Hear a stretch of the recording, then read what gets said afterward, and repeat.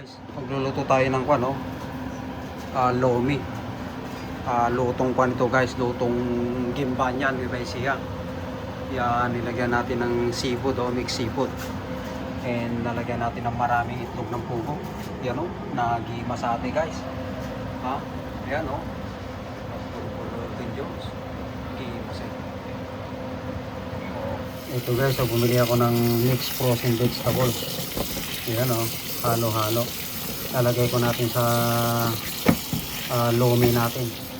Lagyan na natin.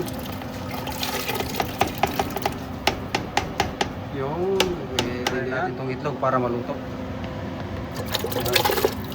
Yung nagima St. George. So guys, itong ginagamit kong noodles sa kwan, no? Mickey. Yan. Sa lomi. Sarap ito. Style loming Batangas guys. Nilagay na natin yung Mickey guys, oh. Yan, oh. Masarap ito. Style loming Batangas, oh. May itlog ng pogo, may gulay, may mixed seafood. Nagima St. George. Sarap nito.